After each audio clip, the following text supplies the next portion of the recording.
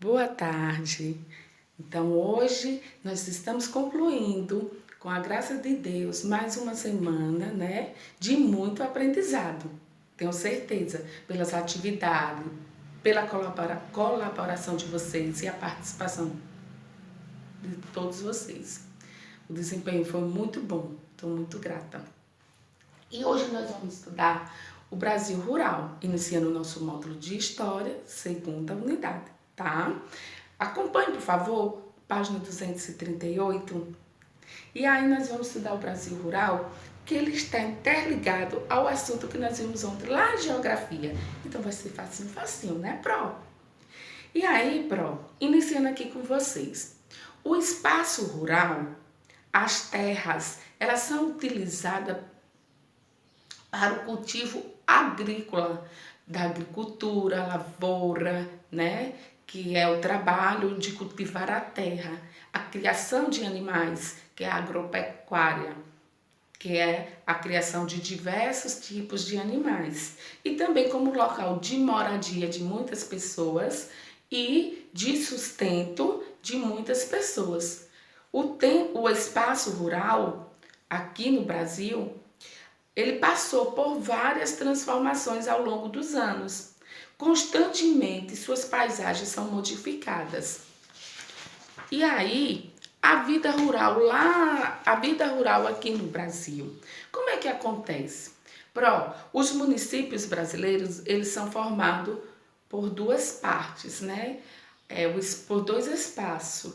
O espaço rural, que nós já estudamos, sabemos que é o espaço que fica um pouco afastado da sede, com características diferentes. Exemplo, ele é um pouco afastado, estrada de chão, as moradias não são juntas, é diferente, sempre afastado uma da outra. As atividades de trabalho é muito diferente do espaço urbano, são atividades voltadas para agropecuária. Agropecuária? O que é agropecuária? Agropecuária é a atividade da agricultura e da pecuária que nós já conhecemos. E aí juntas dá o nome de agropecuária. Certo? E as atividades rurais, elas sempre tiveram uma grande importância no nosso país. Por quê?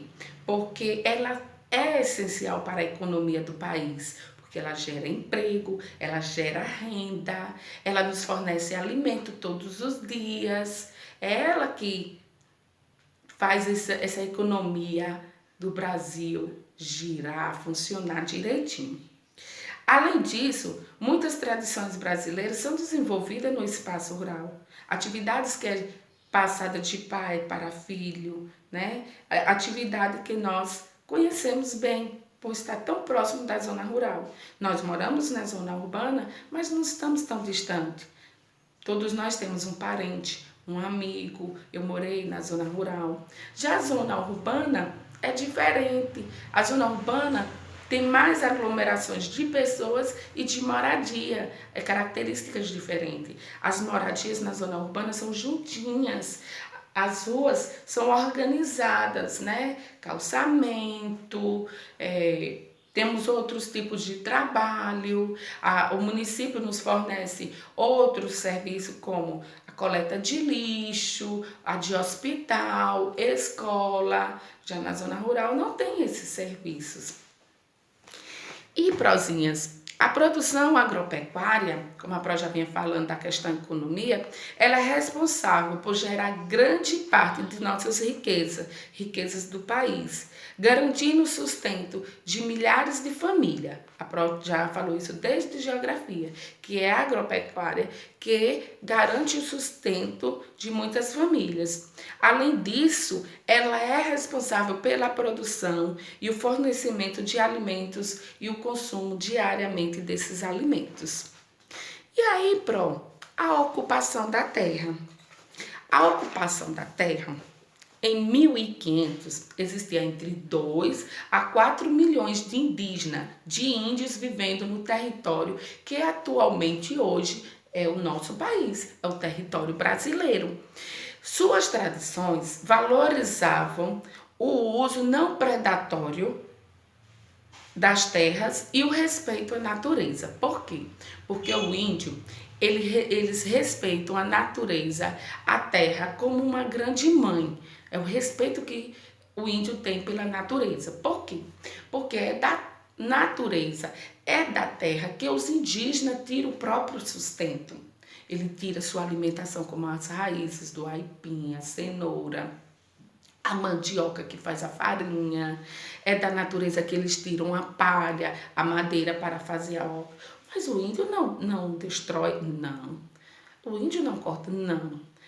Realmente, é tanto que quando o índio percebe que está utilizando demais, que já está degradando a natureza, devastando, ele muda, muda suas moradias para outras terras, para outro território. Para quê? Para que a natureza venha se recompor, tá?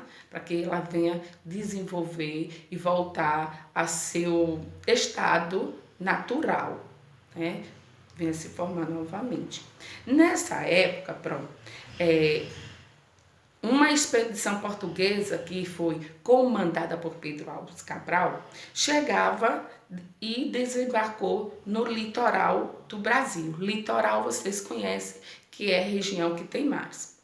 E esse acontecimento, essa chegada, deu início a muitas mudanças na forma como as terras brasileiras eram ocupadas e exploradas, porque os índios não exploravam a terra, mas com a chegada desses portugueses, muita coisa mudou, tipo a mão de obra indígena, né? A primeira atividade econômica dos portugueses, quando aqui se instalaram no litoral, foi a exploração de uma grande quantidade de pau-brasil, de uma árvore chamada pau-brasil, para ser... O que é que eles faziam? Para ser vendida, para ser exportada, para ser usada para atingir tecido.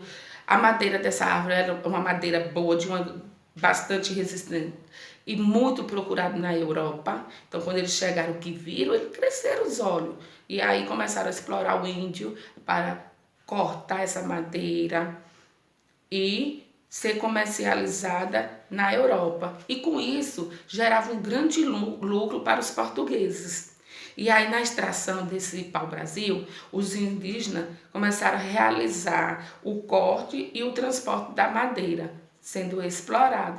Até essa embarcação, essa exportação até as embarcações. Eles cortavam e transportavam até as embarcações essa madeira, nas costas, nos ombros. E como é que eles faziam isso? Em troca de objetos que os índios não conheciam. Os índios não tinham conhecimento de facas, facões, armas, porque isso é arma. Armas de metais, né? Esse material de metal, porque as armas dos índios eram de madeira, confeccionadas por eles mesmos, que era a questão do arco e flecha, né? E com essa expansão da ocupação portuguesa, os índios passaram a ser escravizados pelo trabalho. Eles trabalhavam sem receber nada em troca. No entanto, eles lutaram, lutaram, resistiam contra essa exploração do seu trabalho, resistindo a diversos tipos de maneira, mas eram fracos em relação aos portugueses, porque os portugueses tinham equipamento, tinham armas. E o fato de conhecer bem o território ajudou muito, muito deles a chegar até fugir para outras regiões da colônia. Eles conheciam muito bem as serras, as terras e começaram a fugir. E aí então começou a transformação das paisagens. Como? Porque em cerca de 1530, os portugueses mantiveram a exploração do Brasil restrita só na parte do litoral, com a extração do pau-brasil, só isso. Até então eles ainda não tinham descoberto outras riquezas.